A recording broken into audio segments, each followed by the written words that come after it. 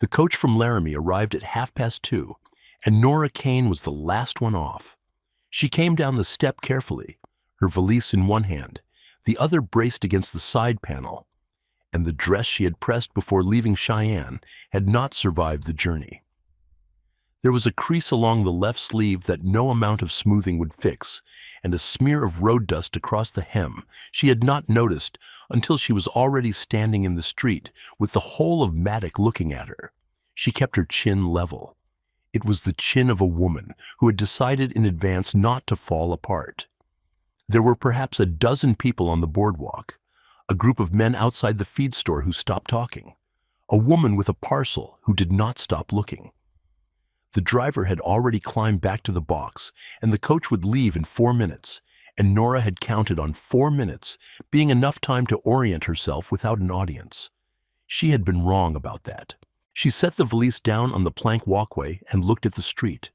It was a working street, hardware, dry goods, a land office with a new sign above the door. Someone had planted a row of scraggly elms along the eastern side, and they were losing the argument against the wind. The land around the town was wide and pale and still. She picked up the valise and started walking. The land office was where she had been told to go. The letter had said to speak to the land agent, a man named Ferris, who would have paperwork for her to sign. She had a homestead claim, properly filed, properly paid, the result of 2 years of careful saving and 3 years of careful planning.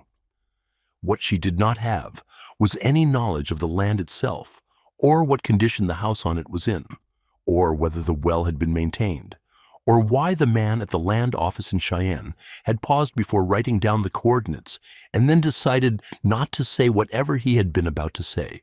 She pushed open the door of the land office, and the bell above it rang.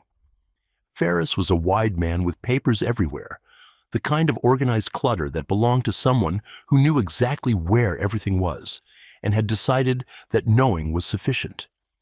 He looked up when she came in, and his expression did the thing expressions did when they were making a calculation. "Miss Kane," he said, not a question. "Mrs.," she said. "Kane was my husband's name. He died 2 winters ago. I'm sorry for it." "Thank you." She set the valise down beside the chair he indicated. The property. He found the folder without looking for it, which meant he had placed it somewhere accessible before she arrived, which meant he had been expecting this conversation to be difficult. She noticed that. He spread the documents on the desk between them and talked for 8 minutes about the northern boundary and the condition of the fencing and the yield history of the eastern pasture. Everything he said was true and useful. None of it was what he was not saying. "Mr. Ferris," she said, when he had finished with the pasture, "what is the house like?" He looked at the papers. "It's a sound structure. 3 rooms. The roof was reshingled 2 years ago. And the previous occupant." He put the pen down. "Mrs. Halloway passed away in March. She'd been there 11 years on her own. There was no family to—" The property reverted. "I see. The house is intact. The garden was hers. It may have gone to seed some." She signed the papers. He gave her a copy and a hand-drawn map and told her the property was 4 miles north on the Garnet Road, and she could not miss the turn because there was a broken-down wagon at the east side of the track that had been there since before he arrived in Maddock. She thanked him and picked up the valise and went back out into the street. The coach was gone. The group of men outside the feed store had changed composition, but the attention had not. She was standing on the boardwalk looking at the map when she heard someone cross the street. She did not look up. She heard the footsteps stop 2 feet from her, and she heard a pause that lasted exactly the length of a man deciding whether he had made a mistake, and then he said, "You'll need a horse." She looked up then. He was a tall man with a sheriff's star that had been recently polished, though not carefully. There was still a dull patch on the lower right point. He was looking at the map in her hands, not at her face, in the particular way of a person who is pretending to look at something practical to avoid having to justify having crossed a street. "I have the address of a livery," she said. "Hendricks is closed Tuesdays." He glanced up briefly, then back at the map. I have a horse you can borrow. I'll bring it back in the morning." She looked at him. He was perhaps 35, with the weathered calm of a man who had been carrying too much for long enough to stop noticing the weight. His hands were the hands of someone who worked, not just officiated. There was sawdust on his sleeve. "Why?" she said. The question seemed to take him a moment, not because he didn't have an answer, but because he appeared to be locating it. "The Garnet Road gets soft after rain," he said. "You'll want a horse." It had rained 4 days ago. She did not say this. She considered the offer in the plain way of a woman who had learned that kindness and its motives were two different questions. "Thank you," she said. "I'll return it tomorrow." His name was Samuel Cross. He had been sheriff of Maddock for 6 years. He did not tell her either of these things. She read the first from the second deputy's address to him at the stable, and knew the second from Ferris's letter. He saddled the horse himself and helped load her valise into the pack without comment.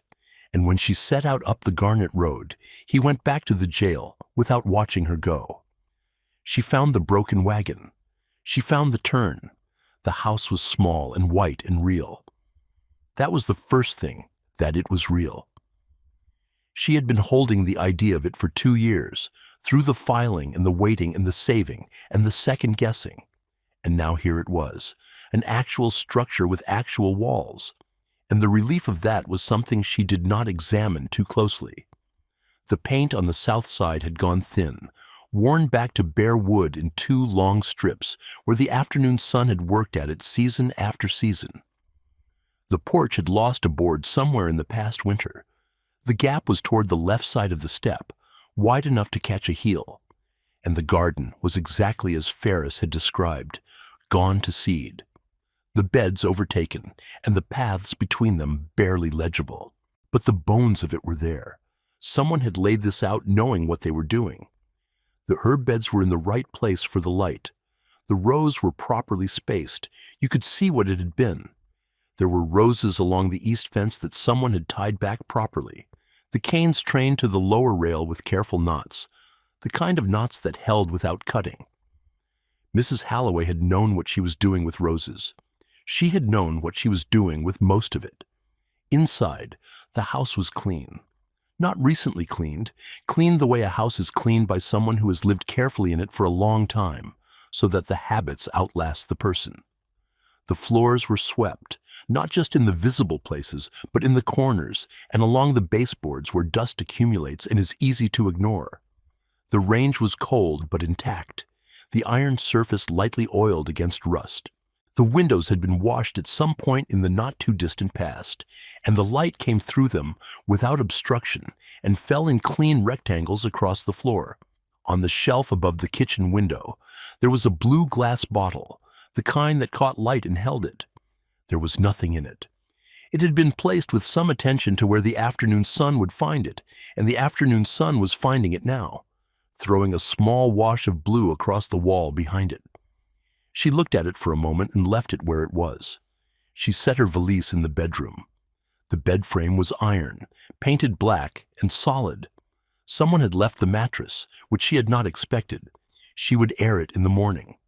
She pumped water at the kitchen sink until it ran clear, which took longer than she had hoped and less time than she had feared.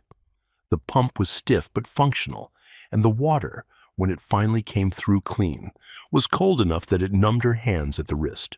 She filled the pot she had brought in her bag and set it on the range and started a fire with the wood stacked beside it, enough for 2, maybe 3 days, which meant someone had stocked it recently, or the previous supply had been conservative. She opened the windows and let the smell of the range grass come in.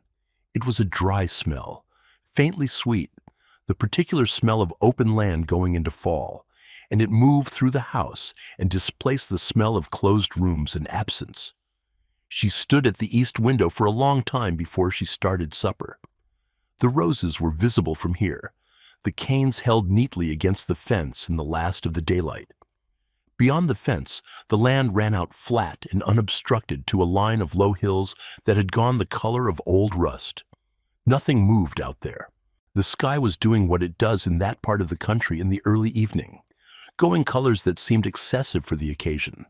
pink and copper, and a deep clear green along the horizon that lasted about 4 minutes and then was gone. She was still there when it went. Samuel Cross returned the following morning at 7, which meant he had left Maddock before 6 to arrive without rushing. He came to the door and knocked twice, and when she opened it, he handed her a pot wrapped in cloth and said the road had been fine, which was not relevant to anything, and she understood that he was noting his own earlier claim without acknowledging it. "Come in," she said. "There's coffee." He came in and looked at the house in the way men look at spaces they knew under different occupancy, finding the evidence of what had changed and what had not, taking a quiet inventory of the distance between then and now. The blue bottle was still on the shelf. She had not moved it. He left the pot. It turned out to be a beef stew already cooked, with enough in it for 3 days, and said the horse had been no trouble. He did not look at her when something crossed his face at the sight of the garden through the kitchen window. "The roses," she said. She was particular about them. "I'll keep them." He nodded once and put his cup down. He went to hang his coat properly before he remembered he was leaving, and then he left. He nodded. He drank the coffee standing, his hat in his hand, and when it was finished he set the cup on the counter and said he would be in Maddock if she needed anything, and she said she knew where Maddock was, and he almost smiled at that, his eyes still on the cup. He went to hang his coat properly before he remembered he was leaving, and then he left without comment. She watched the road from the kitchen window until he was gone. Then she went to see about the garden. The first 3 weeks were mostly about the house. There was a step that needed fixing, a window pane in the bedroom that had been cracked and sealed with putty, but would not hold through the winter, the pump handle that worked, but worked with reluctance. She fixed the step herself. She wrote a letter to a glazier in Laramie about the window pane. She learned the particular angle at which the pump preferred to be primed. Cross came by twice more that week. Once to return a tool she had left on the horse's saddle, a small leather awl she had not known she was missing, and once with no stated reason, which he addressed by asking whether she had found the root cellar and, when she said yes, informing her that the root cellar's latch had a tendency to stick from the inside and that Mrs. Halloway had kept a small stick wedged under the exterior handle for that reason. The stick was there. She had noticed it, but not known what it was for.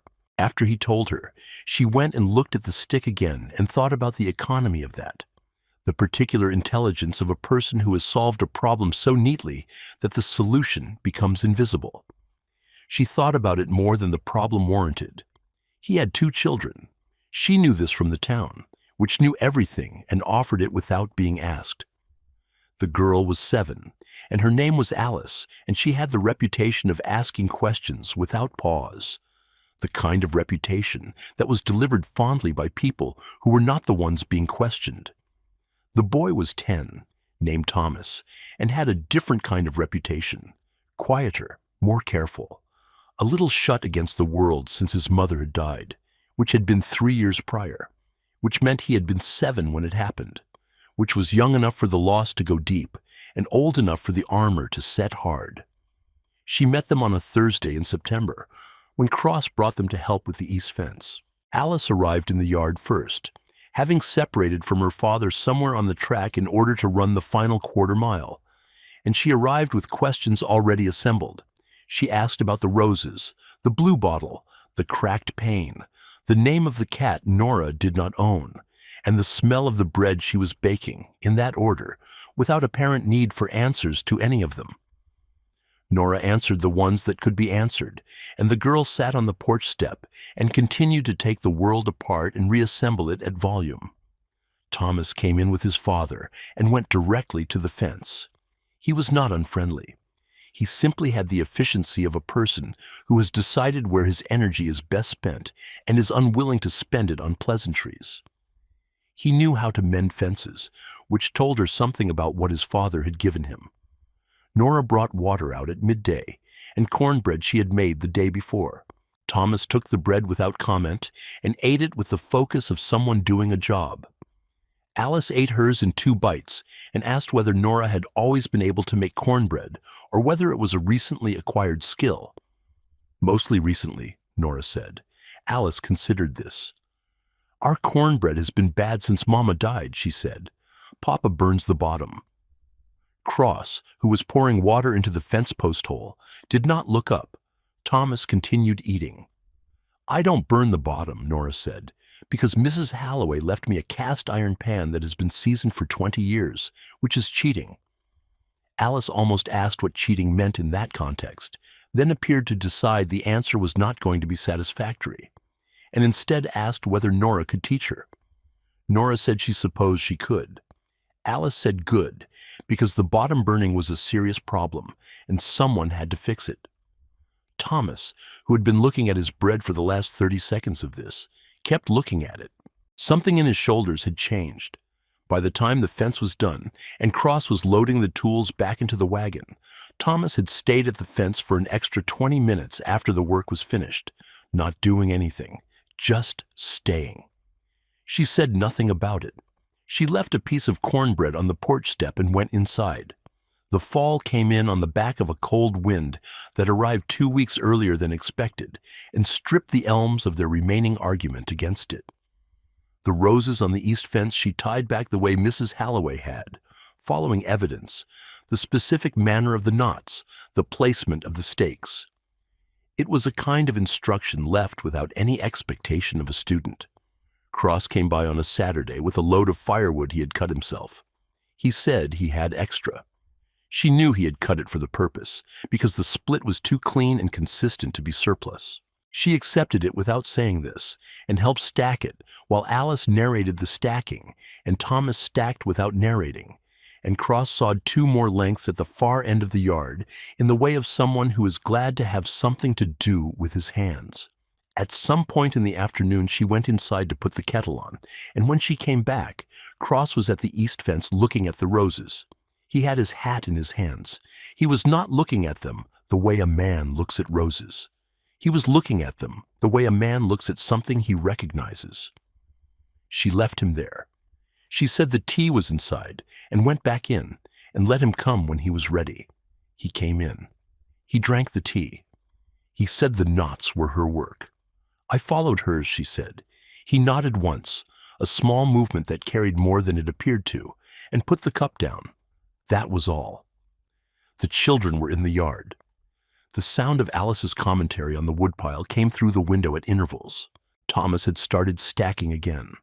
The trouble came in the form of Edmund Crane, who was the man Nora had left Cheyenne to be clear of, and who arrived in Maddock on a Wednesday in October, as if distance were a minor obstacle and not the entire point. She did not know he was in town until he was in the land office, and she did not know he was in the land office until Ferris sent word by way of a boy on a fast horse. Crane was not a violent man. He was something more difficult to manage, which was a man with a grievance and a voice pitched to carry and access to paperwork that looked legitimate from a distance. He had been her late husband's business partner. He had opinions about the assets of the estate and the manner in which they had been distributed, and he had been expressing those opinions in Cheyenne with the consistency of a man who had confused repetition with argument, and now, apparently, he had followed her to Maddock to express them where more people could hear. She went to town on Friday. She went deliberately, in the good dress, with her chin level and her papers in her bag. She had the patience of a woman who has been called things in public before and survived the calling, and she had every document she needed, and she walked to the land office without hurrying. Crane was already there. He had an audience, the way these things always arrange themselves. 3 men from the feed store, the woman with the parcel, 2 others she did not know.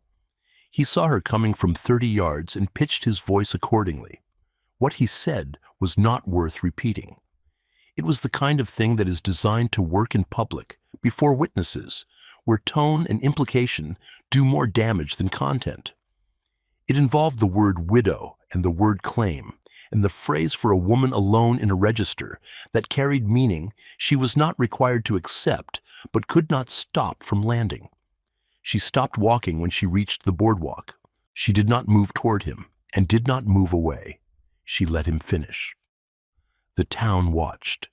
When he was done, she said, "The claim is registered and paid, and the documents are current. You're welcome to read them." He took a step toward her. He was a small man with wounded pride and the particular danger of men who have decided that their grievance is visible injustice. "The claim is built on funds that were you?" Her voice was flat. "Say the word, Edmund. Say it where these people can hear you." He didn't. He never had. The implication was always the point, the thing you couldn't argue against because it had never been said directly. She reached into her bag and held out the documents. He did not take them. Samuel Cross was standing in the doorway of the sheriff's office. She did not know when he had gotten there. He did not move. He was just present, the way a wall is present, not a threat, just a fact. Crane looked at him. He looked at the papers in her hand. He looked at the town watching. He said he would pursue this through proper channels and turned and walked toward the hotel. And the audience dispersed in the way audiences disperse when the event has ended and the outcome has been inconclusive enough that no one is quite sure what they witnessed. Cross crossed the street. He stopped beside her without comment and looked at where Crane had gone. "He'll be on the coach tomorrow," he said. "How do you know?" "Because I told him what it cost to stay." She looked at him. He was still looking at the hotel. "With money or words," she said. "Words," he said. "The cost was words." She put the documents back in her bag. Her hands were entirely steady. He noticed this and did not remark on it, which she appreciated more than she was going to say. "Thank you," she said. He said nothing. They stood on the boardwalk for another moment, and then she said she had a delivery to pick up at the dry goods, and he said he had to get back, and they went in separate directions. Crane was on the Tuesday coach. She knew because Thomas told her on Wednesday, in the particular way he had of delivering information he considered important, flatly, without looking up from what he was doing, as if the information had escaped him accidentally rather than being offered deliberately. "He left," Thomas said, "mending a piece of harness in the yard." "I know," she said. He went on with the harness. She went on with the roses. The day was clear and cold, and the light was the kind of low November light that made the range grass look like it was made of something valuable. It was a Sunday in late November that Cross came by and stayed for supper for the first time, without the task of it being established in advance.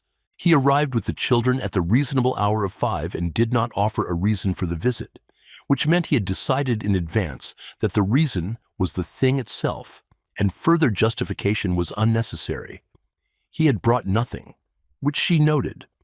A man who brings something is managing the visit. He had not managed it. He had simply come. She set 2 more places at the table without comment, and Alice took this as confirmation of something she had already decided and pulled her chair in close and began narrating the week with the efficiency of a person who has been storing material and finds the occasion sufficient.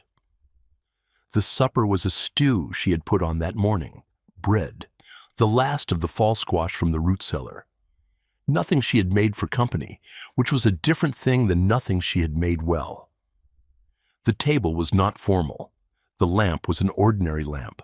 She had not changed anything about the evening in anticipation of it, because she had not been anticipating it. And that turned out to be the right condition for what the evening was. Alice ate in a continuous motion of both hands and voice. Thomas ate without contributing to the conversation, but stayed at the table for a long time after his plate was empty, working at a loose thread on his sleeve and not leaving, which meant he did not want to leave, which was the furthest thing from the way he had sat at the table in September. In September he had finished and stood with a precision that communicated completion. Now he stayed, unproductively, for no reason that he would have acknowledged. She served the cornbread and did not mention the bottom. Cross ate without comment on the food, which meant he liked it. A man who likes something ordinary enough to comment on it is filling silence. He did not fill silence. He listened to Alice and twice redirected her when she began a line of questioning that was going somewhere impolite, and once said something low to Thomas that she did not hear, and Thomas almost looked up. When the plates were mostly done, Cross reached across and moved the bread plate to the side so Thomas had more room. A small domestic adjustment made without thought.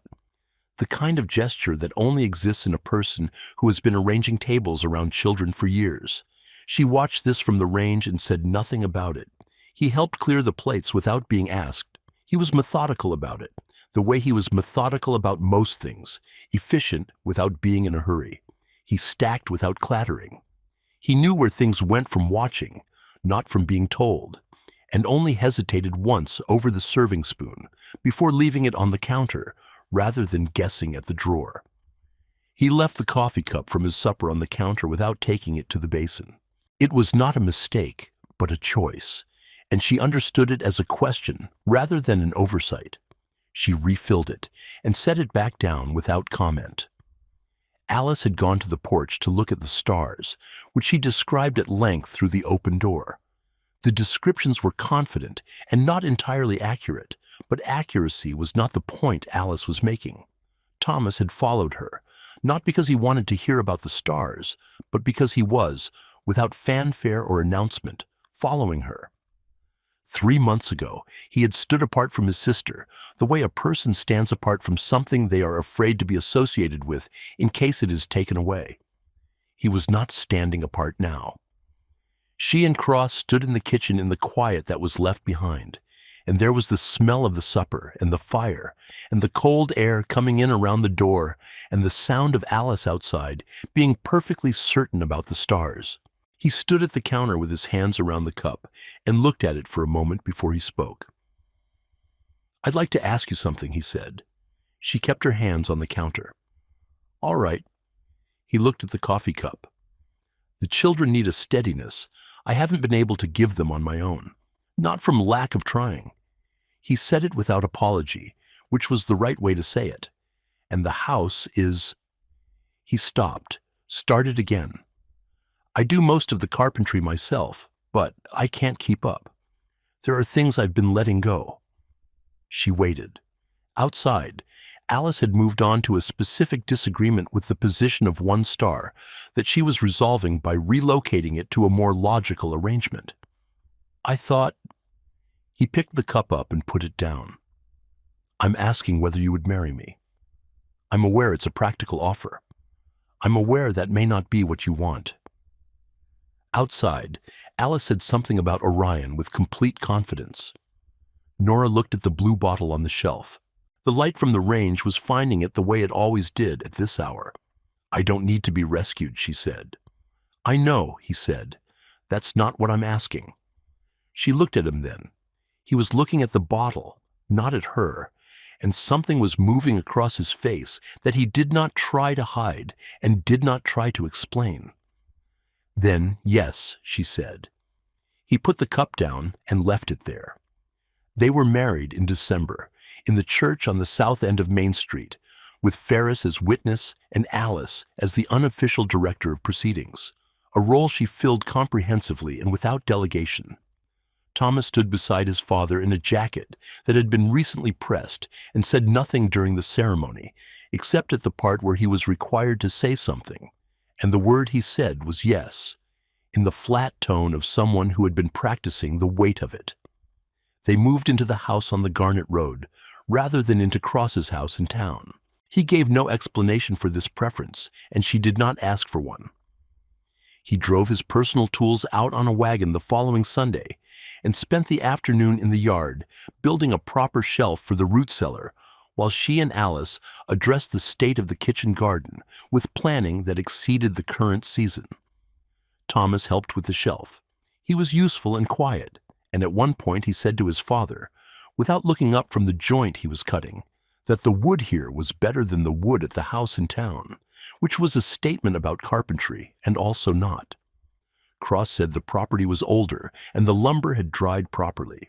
Thomas went on with the cut. In the weeks that followed, the house changed in the way houses change when more people live in them. There were boots by the door in multiples. There were arguments about the disposition of the firewood that resolved according to no fixed rule.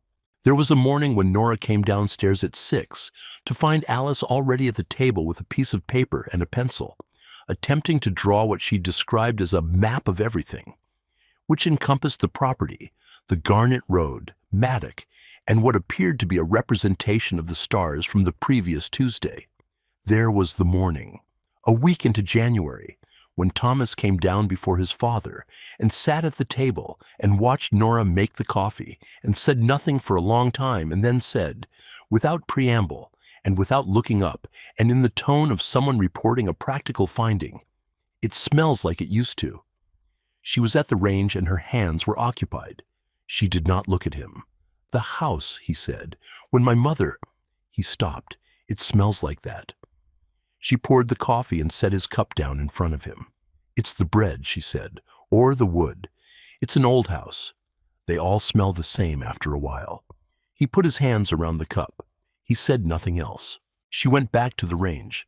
Cross came down 10 minutes later and found his son at the table with the cup and the look of someone who had set something down they had been carrying for a long time without knowing they were carrying it. He did not ask.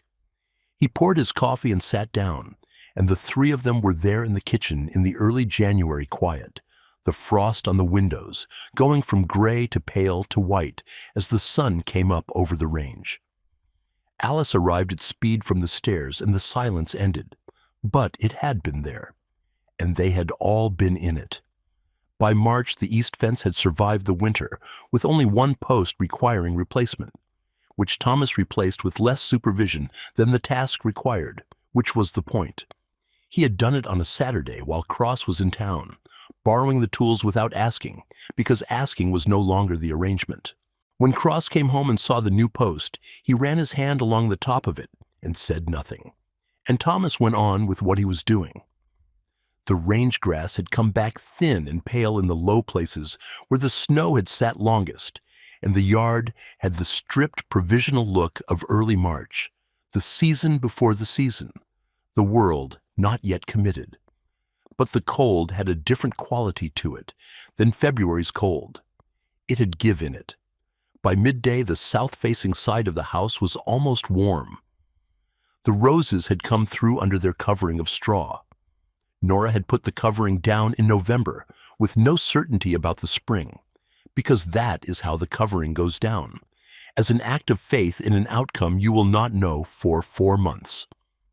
She pulled it back in the first warm week and found the green already pushing up from the canes in the particular insistent way of things that have survived before and have not forgotten how. She crouched there for a moment with the straw in her hands. Cross was in the yard, carrying the replaced post to the far pile. He stopped when she held up one of the canes. He looked at the green at the tip. Something moved across his face, and he did not try to manage it, and did not look away until he was ready to. He left her to it. She tied the first cane back carefully, the way the knots had shown her, not taught, shown, by their own presence in the wood after 11 winters. She followed them the way you follow a path made by someone who knew the ground. The woman before her had learned from someone before that, and that someone from another before. The knowledge passed down without a lesson, through the particular persistence of the thing that had been done correctly and therefore repeated. Behind her, she could hear the sound of Thomas at the fence, working steadily at the secondary post he had identified on his own and decided needed attention. No one had asked him to find it. He had walked the line and found it and was fixing it because it needed fixing, and that was all. Alice was somewhere past the tree line, her voice carrying on the cold air the way voices do when the world has not yet taught them that they should be smaller. She was narrating something. The audience was unclear. It did not matter to Alice. Cross had set down the post and was at the south side of the house with a brush and a tin of paint, addressing the thin place on the siding that had needed addressing since October. The kettle was on the inside. The bread from the morning was still warm. She worked down the row of canes slowly, tying each one back the way it wanted to go. and the light came in low and even across the yard, and the house held its warmth behind her, and there was nothing left in it that was still waiting to begin. If you've read this far, leave a word in the comments. Just one word for what she built here. I'd like to know what you found in it.